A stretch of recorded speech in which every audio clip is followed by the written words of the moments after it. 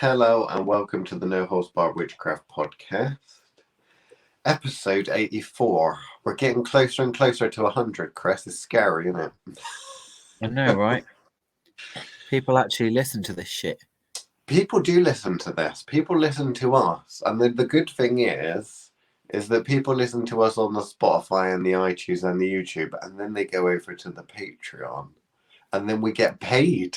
That's brilliant, isn't it?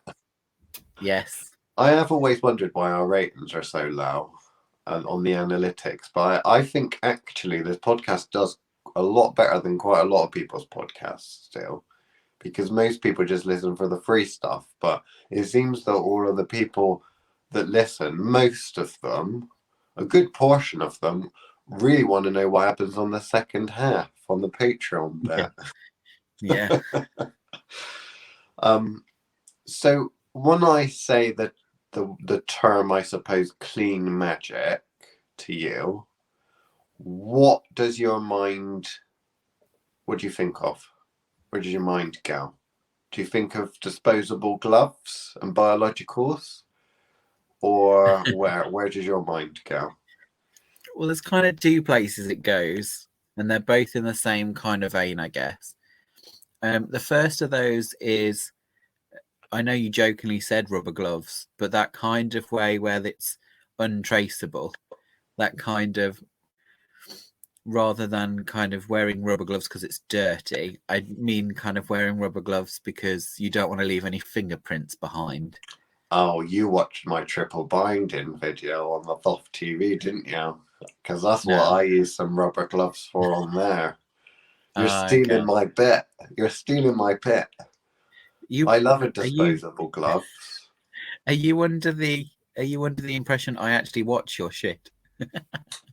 Well, I'm not. I don't want to blow my own trumpet, but it has been quite the video. It's one of our most popular ones, and it's inspired many people to go binding random bitches. I'm very proud of myself for corrupting so many love and lighters. I mean, I haven't got them hexing and cursing yet, but I mean, there's a next step. I mean, I've got them to do naughty magic. There's always time. Yeah, wait for the next video.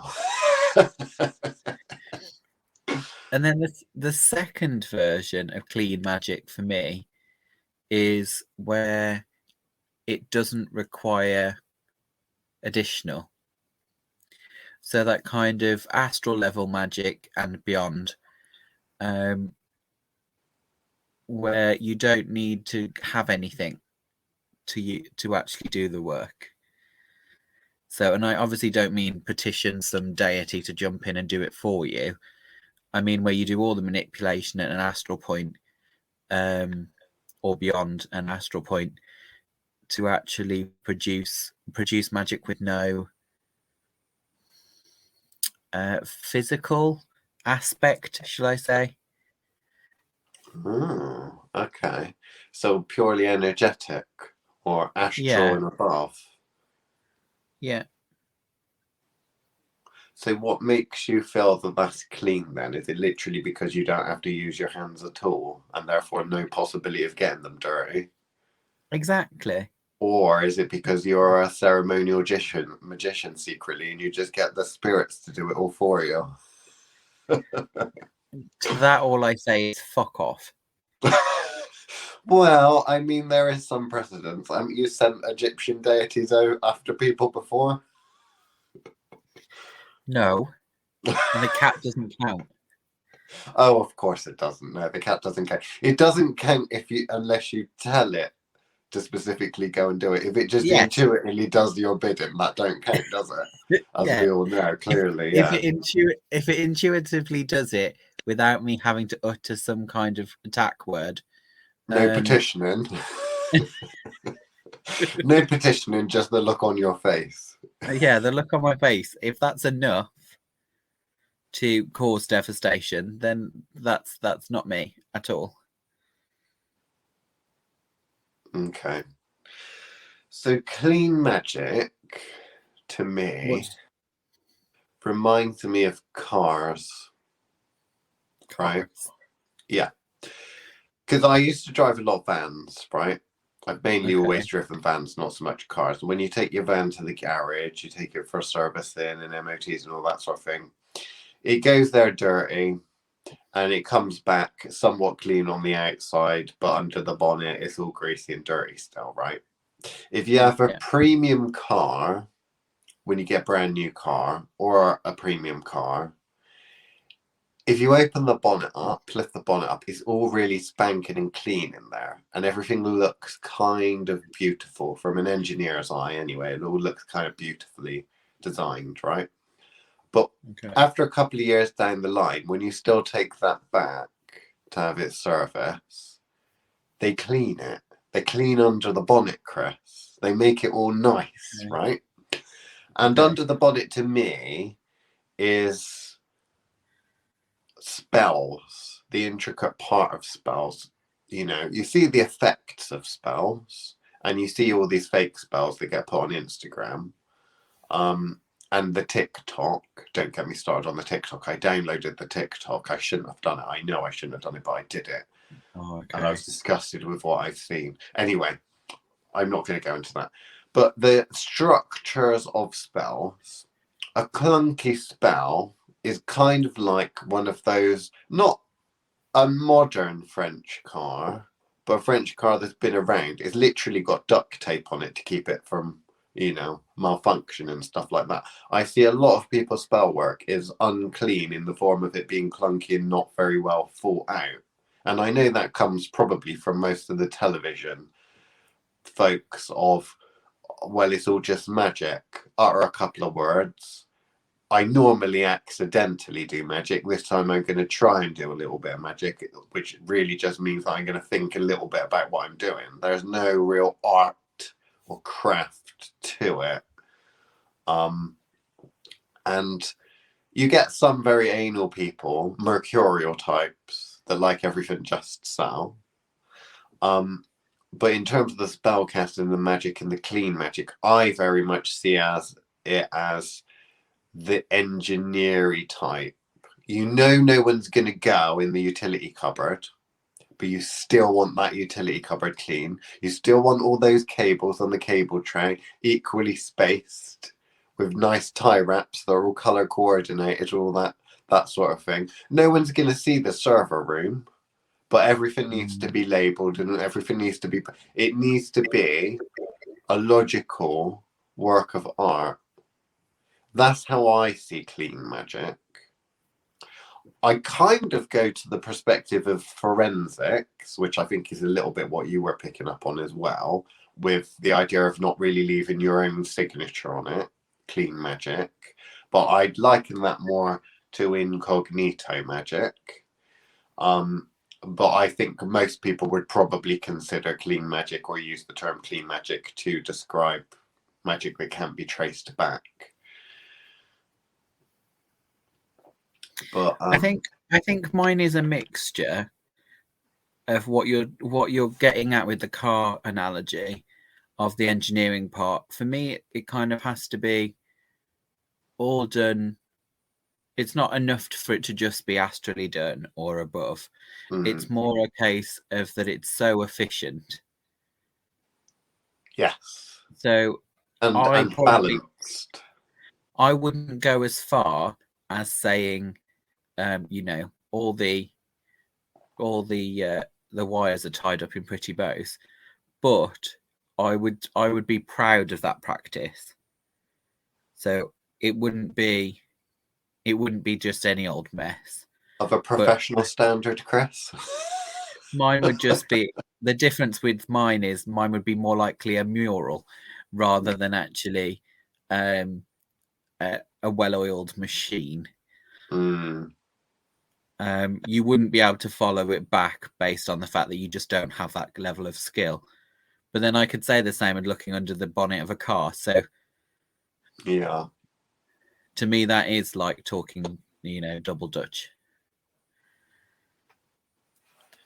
So like, I don't know. It's is it structured in an unstructured way? Is that what you're saying, or are you saying that it's balanced and not open to getting messed about if the wind changes? Because I see so much spells, so many spells that aren't stable spells. It's like, yeah, it kind of works under the right conditions. Let's hope these conditions don't change. Oh, wait a minute. Things change all the time. My spells malfunctioning and not quite manifesting properly. These ongoing spells can be a bit like that. Because the nature of the universe is that things move about. Energy is constantly moving about and that. And I find unstructured spells are kind of like if I go to a stream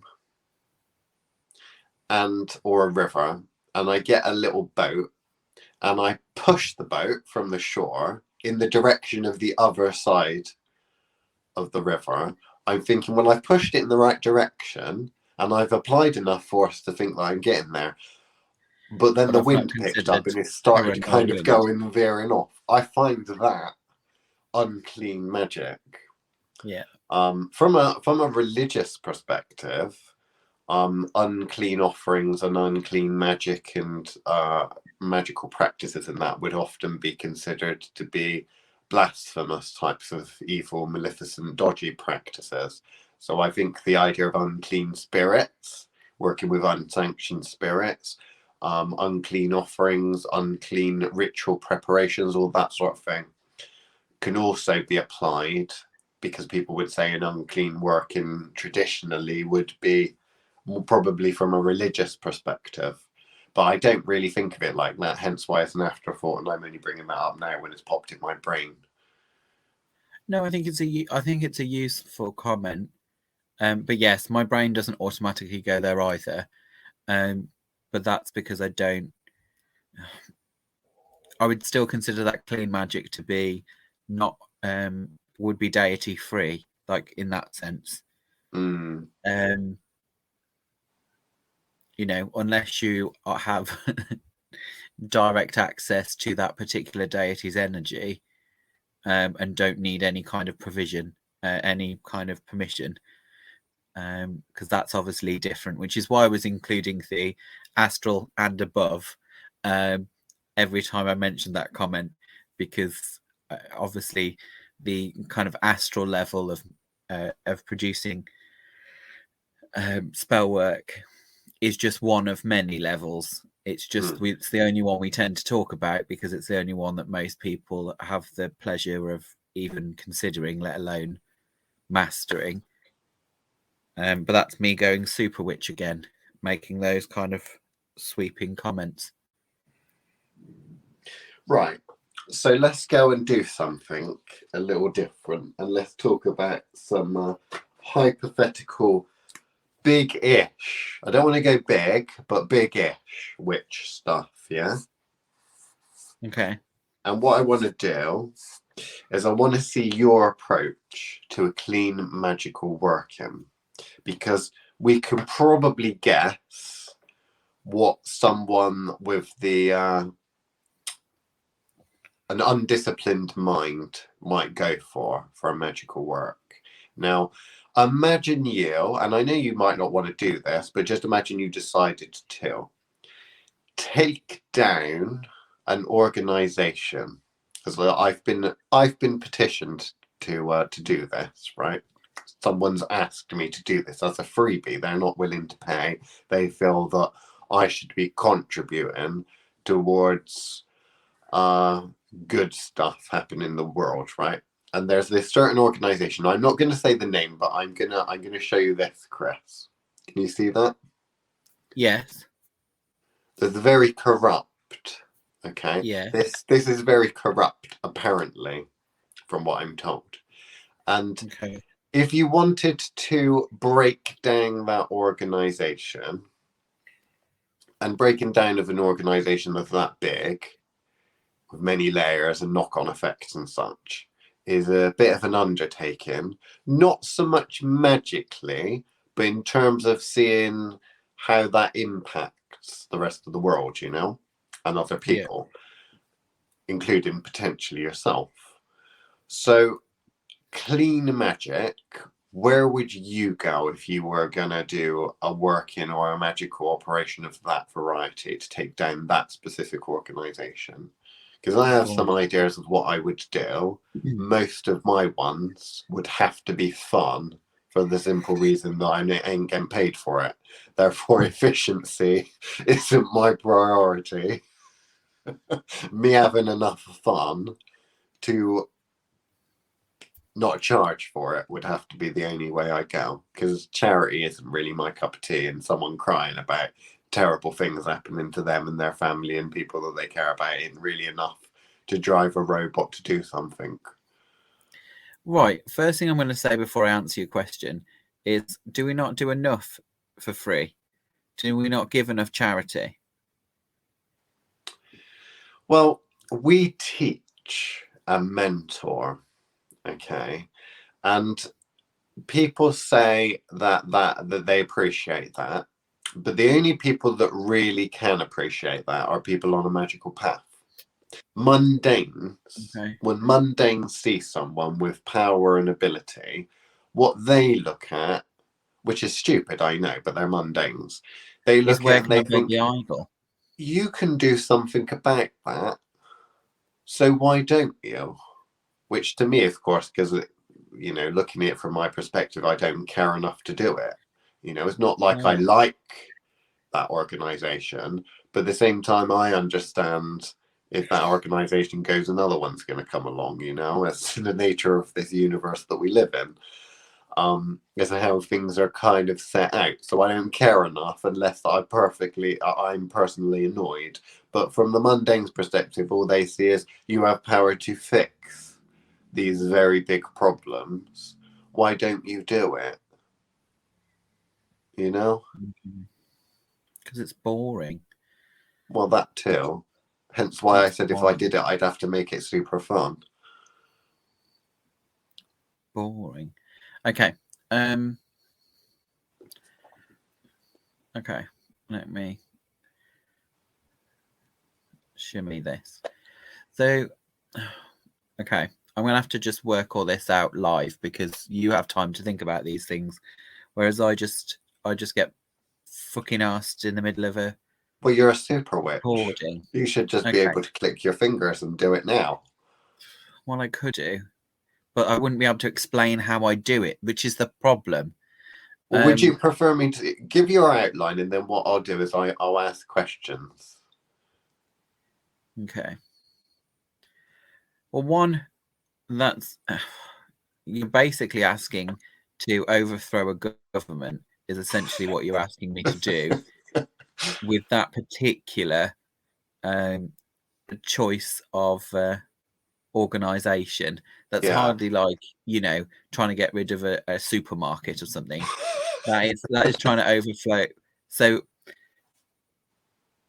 the biggest problem you've got there is that is so integrated into not just its own channels, but culture as a whole, one would culture say. as a whole, internationally accessible. Okay. Well, I said it was big-ish magic, Chris. Okay.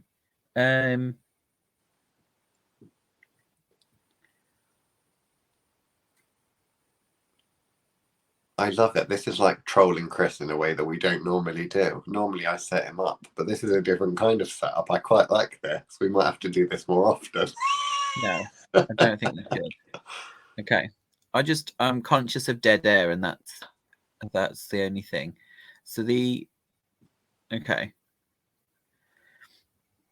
I'd probably go, and you'll probably judge me for this, as will everybody else. I would probably go the plague method. Oh.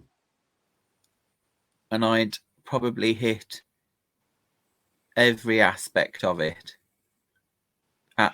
simultaneously. Oh, so Like this isn't a biblical plague of like a consistent flooding of something and then a retraction and a flooding of something else. This is just like a basically attacked from all directions, is it? Yeah, but not in a wasteful way, Right. because obviously we're talking about clean magic.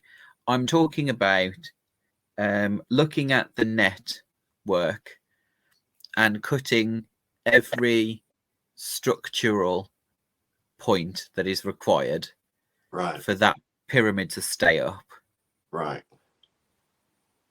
and only hitting those, but hitting them all together.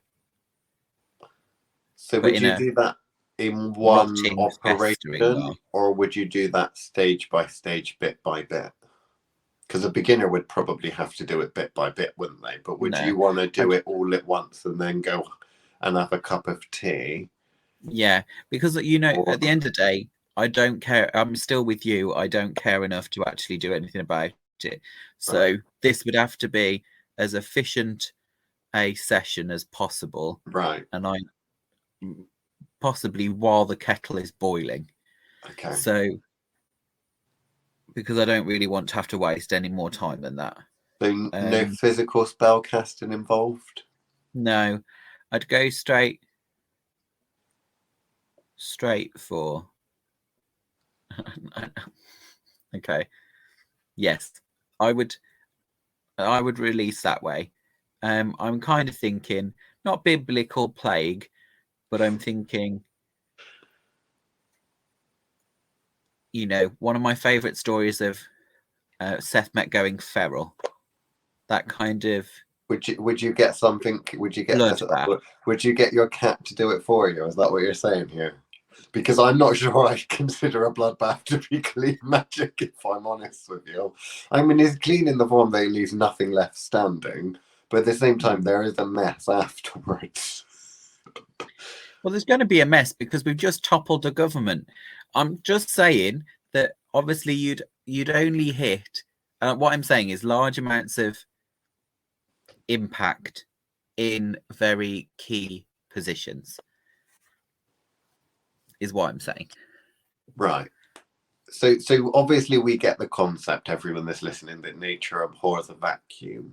So are you concerned in any way, shape or form of filling that vacuum, or is it just you're a demolition expert and you don't do the building part?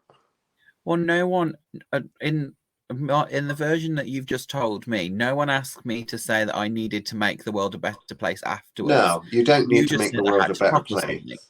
You don't need to make the world a better place. It's just that the mundane that's asking knows no better and just presumes that the world would be a better place by getting rid of this organization. And like all of the hoodoo queens out there, you pay me, I'll do it. Or in this case, you don't pay me, I'll do it anyway as a freebie. Yeah, I don't think the reason I would never touch that particular organization is because in some ways it is a better the devil you know situation. So therefore I would have never bothered with it. So me personally, I see that as a complete waste of my energy. But if you're telling me I have to do it, then it needs to be efficient. You're saying sometimes it's better to just leave the village pervert there because everyone knows that he's a creepy old pervert. And actually, if you got rid of him, there may be others Another that are pervert would have to move in. that are less suspecting.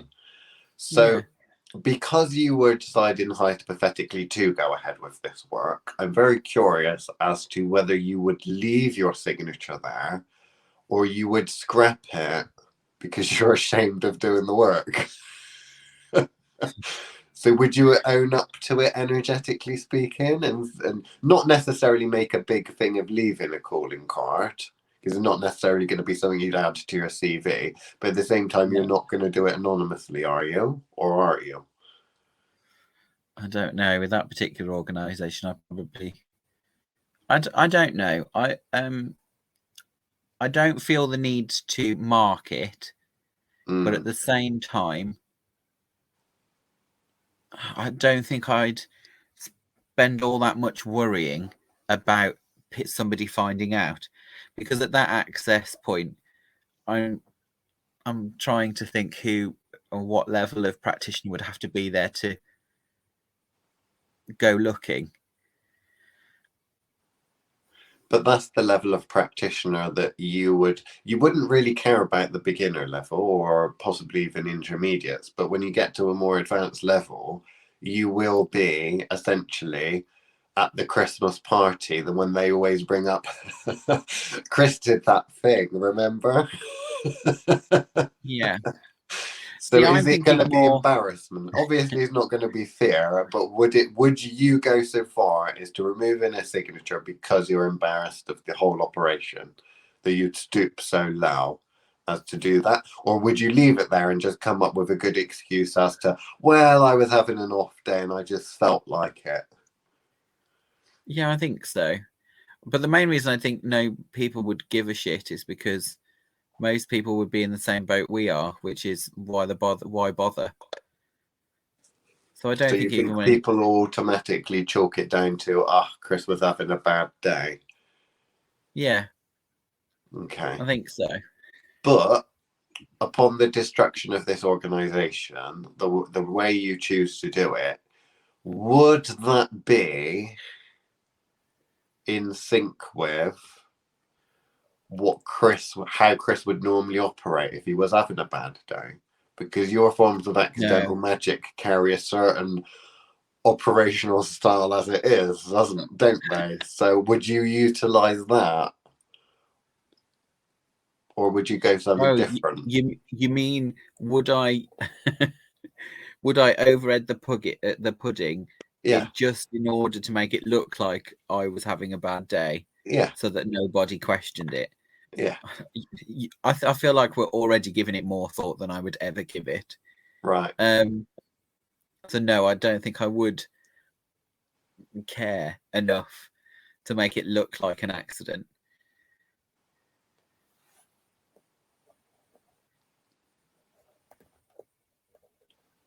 Okay. You ain't gonna make it look like an accident. You don't care about anyone finding out. He'd potentially be somewhat embarrassed, but he'd probably be just one that you'd shrug off, isn't it? Yeah, I feel like the only person that would probably rag me for it would be you. So Uh, I don't know. Possibly. Only if it did. Obviously, if it was a tender, I would definitely, just because it's tender. But automatically, unless I thought that it would annoy you, then no. But ultimately, obviously, we have to remember, our listeners, that he hasn't actually answered the original question of how he would go about doing it, his methodology, with magical stuff. You know, he's not doing a physical spell casting, so he ain't even lighting any candles, are you? So what no, not form are doing you any. taking to destroy this great institution?